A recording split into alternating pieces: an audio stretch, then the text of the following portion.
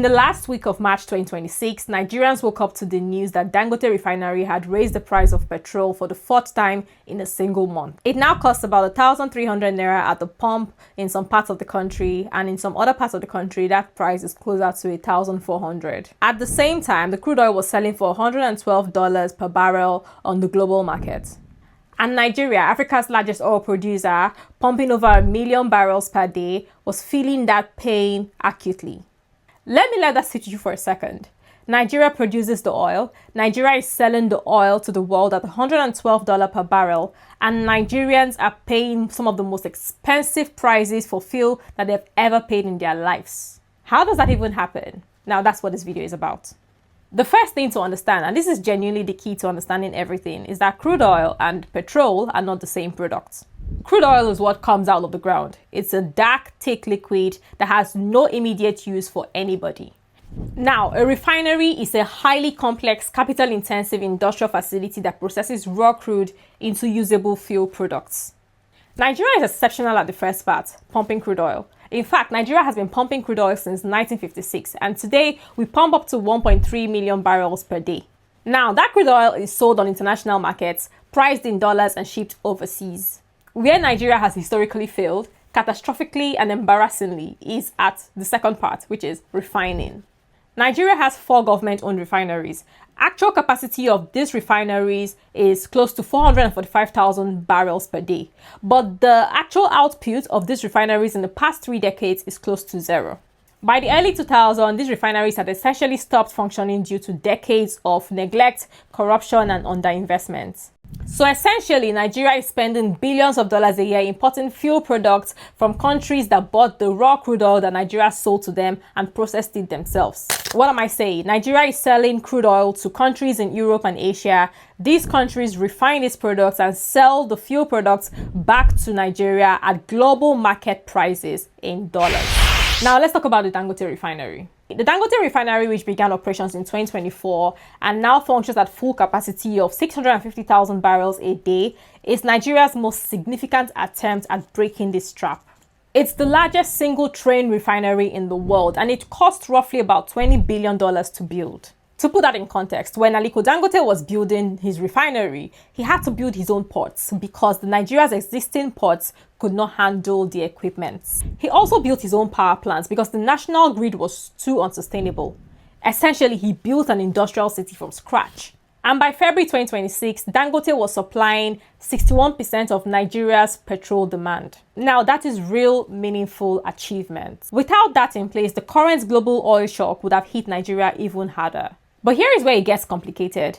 Even with the Dangote Refinery functioning at full capacity, the price of fuel in Nigeria is still tied to the global markets. Why is that? So this is because Dangote Refinery has to source most of its crude oil from the international markets.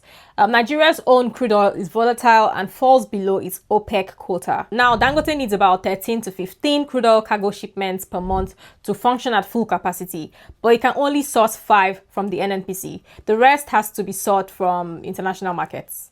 And that's exactly where the problem is, because that crude oil that Dangote sources internationally has to be bought at international benchmarked rates. What of the crude that Dangote Refinery purchases locally? It is bought at international benchmarked rates. So there's no discounts, there is no patriotic discount or anything like that. The refinery is paying market price for Nigerian crude oil just as it would pay for crude oil in any part of the world. So the refinery has to convert its internationally priced crude oil into petrol for Nigerian mass use and then factor in its cost of production, which is denominated in dollars.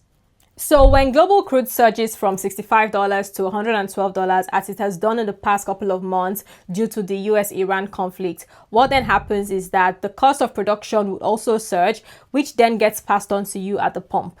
Now let's talk about the naira currency, because this is one really big thing that compounds the pain that every Nigerian feels. The fuel, whether it is imported as refined or whether it is the crude oil that Dangote is sourcing, is priced in US dollars. The cost is then converted to naira at whatever the exchange rate is when that transaction happens. In 2023, when the Nigerian government removed fuel subsidies, the naira was already under significant pressure, and since then it has continued to weaken. What this means is that even when the global prices of crude oil stays flat, the prices in naira for the Nigerian would continue or can continue to move because the exchange rate has moved. Now, when both things happen simultaneously, which is crude oil prices rising and the naira depreciated, it's a ripple effect, and the effect is multiplicative. So in essence, you're getting hit from both directions at once, and that's the situation Nigerians have been in since early 2026. Make no mistakes, this is fundamentally different from the situation in countries like Saudi Arabia or the UAE, for instance, where they have heavily subsidized fuel and their currencies are pegged to the US dollar. Or even Norway, which also produces fuel and has an enormous sovereign wealth fund, which is the largest in the world, from decades of oil revenue. This sovereign wealth fund gives Norway the substantial fiscal capacity to manage energy shocks when they happen from time to time.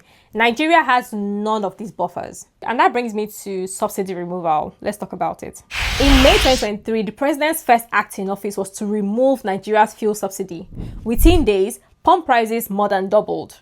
The subsidy was enormously expensive. At its peak, Nigeria was spending upwards of $10 billion to $15 billion a year subsidizing fuel prices. Now, that's money that could have been going to schools, infrastructure, hospitals, etc. Economists argued that the fuel subsidy was fiscally unsustainable and poorly targeted, since the benefits were actually going to wealthier Nigerians who were the most consumers of fuel.